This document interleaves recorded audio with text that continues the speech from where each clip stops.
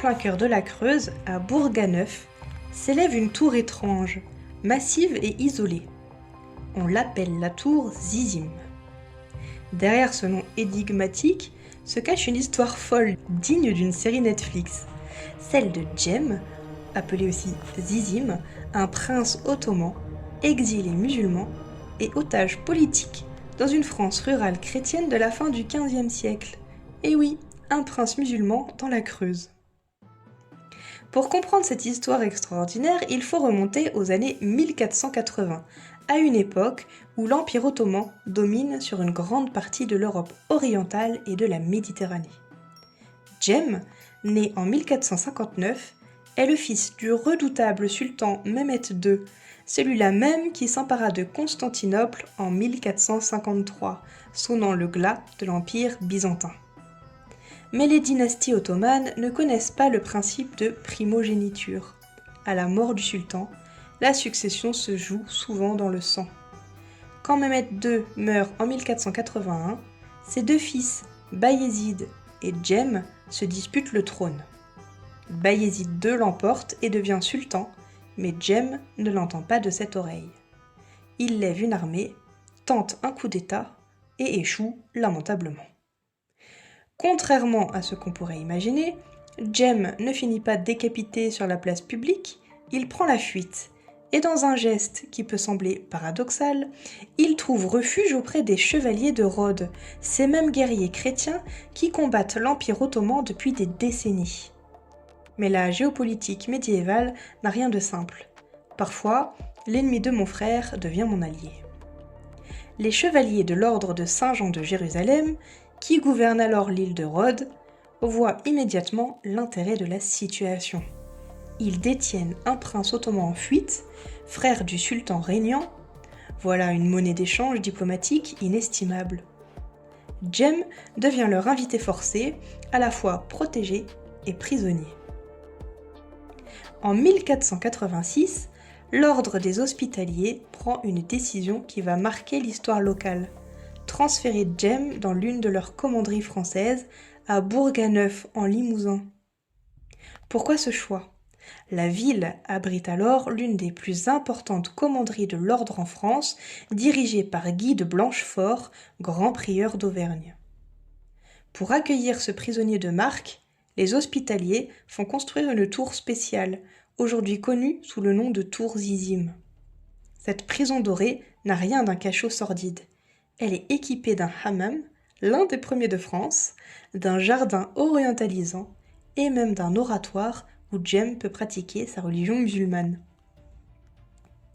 Cette tolérance religieuse peut surprendre, mais elle s'explique par le statut particulier du prince. Zizim n'est pas un prisonnier ordinaire. C'est un otage diplomatique de première importance qui doit être maintenu en vie et en bonne santé. Sa valeur politique dépend entièrement de sa capacité à rester un prétendant crédible au trône ottoman. Les chroniques de l'époque racontent que le prince musulman était donc autorisé à garder une petite suite, comprenant un imam, des domestiques. Il pouvait ainsi maintenir ses pratiques religieuses et ses habitudes culturelles, fait remarquable dans la France chrétienne de l'époque. La présence de Zizim à Bourganeuf s'inscrit dans un jeu diplomatique complexe à l'échelle européenne. Tous les grands acteurs du moment, le pape, le roi de France Charles VIII, l'empereur d'Autriche et bien sûr le sultan Bayezid, négocient son sort. Bayezid II, qui a consolidé son pouvoir à Istanbul, paye très cher pour que son frère ne revienne jamais troubler son règne. Une pension annuelle de 45 000 ducats d'or, une fortune colossale, est versée à l'ordre de Saint-Jean pour maintenir Cem en résidence surveillée. C'est probablement l'une des rançons les plus importantes du Moyen-Âge. Le pape Innocent VIII, quant à lui, rêve d'utiliser Cem comme prétexte pour relancer les croisades. Si le prince retrouvait son trône, ne pourrait-il pas convertir l'Empire ottoman au christianisme ? Cette idée fantasmatique hante les chancelleries européennes. Quant au roi de France, Charles VIII, il voit dans cette affaire une occasion de renforcer ses alliances avec l'ordre de Saint-Jean et de peser dans la diplomatie méditerranéenne. La Creuse devient ainsi, l'espace de quelques années, l'un des centres névralgiques de la géopolitique européenne. En 1489, la situation change.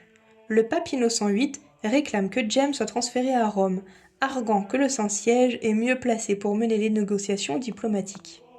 Après 3 années passées à Bourganeuf, le prince musulman quitte la Creuse pour l'Italie.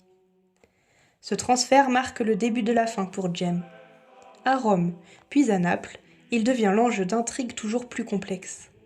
Et en 1495, il meurt soudainement, probablement empoisonné. Les soupçons se portent sur son frère Bayezid, qui aurait soudoyé les Borgia pour éliminer définitivement ce rival encombrant. La dépouille de Jem ne retourne dans l'Empire ottoman qu'en 1499, 4 ans après sa mort. Bayezid II accepte enfin de récupérer le corps de son frère, moyennant une dernière transaction financière. Ainsi s'achève l'une des histoires les plus rocambolesques de la diplomatie médiévale. Aujourd'hui, la tour Zizim se dresse toujours à Bourganeuf, témoignage architectural unique de cette histoire extraordinaire. Mais force est de constater que cette mémoire islamo-chrétienne reste largement méconnue, et même localement. Les guides touristiques mentionnent souvent un prince turc sans détailler les enjeux géopolitiques de sa présence, et cette amnésie relative, finalement, n'est pas anodine. Elle révèle nos difficultés à intégrer dans le récit national des épisodes qui complexifient notre vision d'une France chrétienne et homogène. Pourtant, des initiatives émergent pour valoriser ce patrimoine exceptionnel, avec des associations locales qui organisent des visites thématiques, des reconstitutions historiques qui tentent de faire revivre l'époque de Zizim. L'histoire de ce prince musulman de la Creuse pourrait devenir un formidable outil de médiation culturelle et de réflexion sur le vivre ensemble. L'épisode de Zizim à Bourganeuf interroge nos représentations sur la France rurale et son rapport à l'altérité religieuse. Contrairement aux clichés sur l'isolement des campagnes françaises, cette histoire révèle une France médiévale connectée aux grands enjeux géopolitiques de son temps. Elle montre aussi que la cohabitation religieuse, même forcée et intéressée, était possible dans la France du XVe siècle.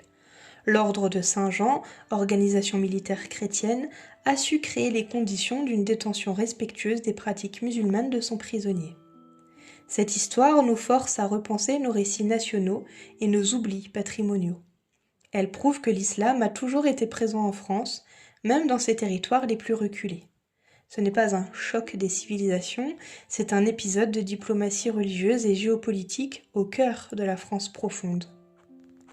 L'histoire de Zizim nous oblige à regarder autrement les territoires oubliés, à mettre en lumière les croisements religieux inattendus et à rendre visibles les mondes invisibilisés. Dans une simple tour de granit à Bourganeuf, s'est jouée une partie d'échecs géopolitiques entre l'islam et la chrétienté, entre l'Empire ottoman et l'Europe, entre l'oubli et la mémoire. Cette histoire extraordinaire nous rappelle que la France s'est construite dans la diversité et les échanges, même quand ils prenaient une forme d'une détention diplomatique. Elle nous invite à redécouvrir ces patrimoines méconnus qui donnent une profondeur inattendue à nos territoires ruraux.